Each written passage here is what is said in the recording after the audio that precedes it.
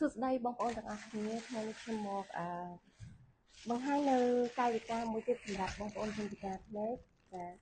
ដែលតកតងទៅនឹងការស្គាល់រៀនស្គាល់នៅផ្លែឈើចាឧទាហរណ៍ជាក់ស្ដែងដូចជានេះផ្លែក្រូចចាផ្លែក្រូចចានេះផ្លែក្រូចអានេះបើសម្រាប់ខ្ញុំគិតថាសបកអាឡូងចេះគឺផ្លែក្រូចនេះវាផ្អែមឥឡូវសាក់បកប៉ុន្តែបើសិនជាក្រឹមផ្លែក្រូចហ្នឹងវាជូរអែមឬក៏ជូរតែម្ដងឥឡូវខ្ញុំសាកបកអ្វីដែលខ្ញុំប៉ាន់ស្មានហ្នឹងត្រូវអត់ចាសាកបកសិនហើយខ្ញុំភ្លក់ឲ្យបងប្អូនមើលថាតើខ្ញុំចូលទាញត្រូវអត់ព្រោះនេះតាមការចំណាំរបស់ខ្ញុំទៅខ្ញុំនៅតូចដែលខ្ញុំចំណាំបានថាឲ្យតែក្រូចពោធិ៍សាត់ដែលខ្ញុំស្ទាបនឹងវាមានសបកអាឡូងនឹងថា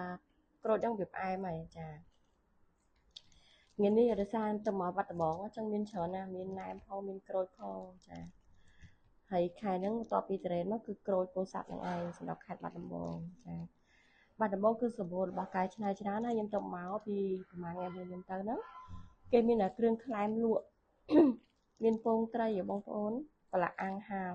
ប្រឡាក់អាំងពងត្រីណាទៅលាយម្សៅគឺសម្បូរអាហារកែច្នៃច្រើនមែនតើសម្រាប់ខេត្តបាត់ដំបងចាជាស្រុកកំណើតរបស់ខ្ញុំចំប៉ាបាត់ដំទៀតទឹកហ្នឹងជាមួយភ្លក់មកចាំដឹងថាឥឡូវវាខុសពីមុនហ្នឹង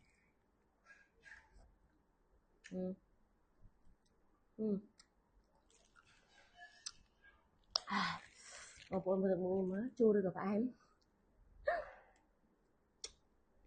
គឺជូរអែមចាខុសពីការប៉ាន់ស្មានរបស់ខ្ញុំ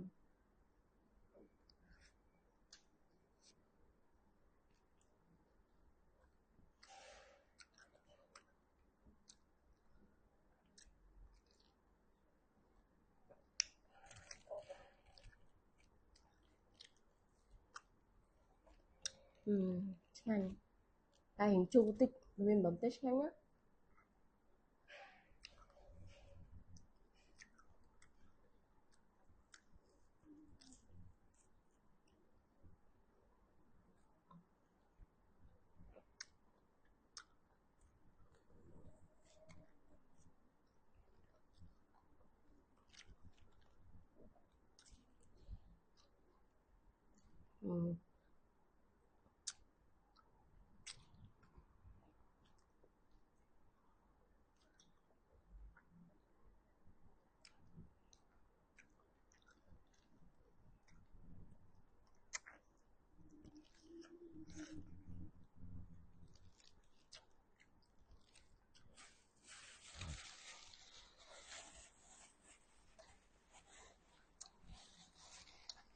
ឥឡូវយើងមកភ្លក់ណែមវិញម្ដង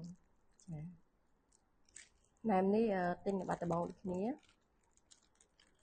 ទិញនៅផ្សារថ្មីចាអត់ហ៊ានទិញនៅតាមខេត្តផ្សេងព្រោះអីគេយកឈ្មោះខេត្តបាត់ដំបងប៉ុន្តែធ្វើឆ្ងាញ់ដូចបាត់ដំបងអាចនឹងបន្លំអញ្ចឹងចាតែនេះសង្ឃឹមថាបាត់ដំបងប៉ិតណាបងប្អូនណាចាអូចេះ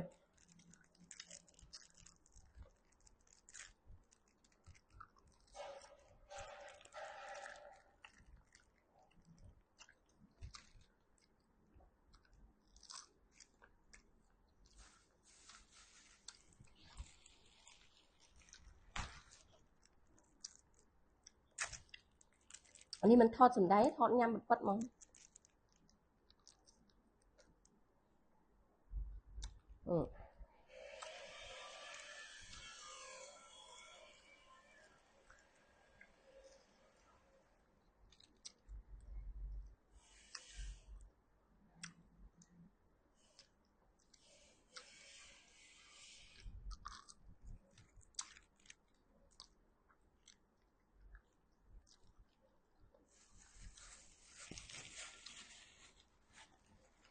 កុលាបបាត់ដំ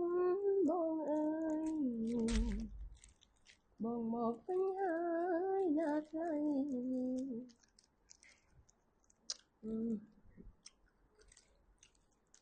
ប៉ិតហ្មង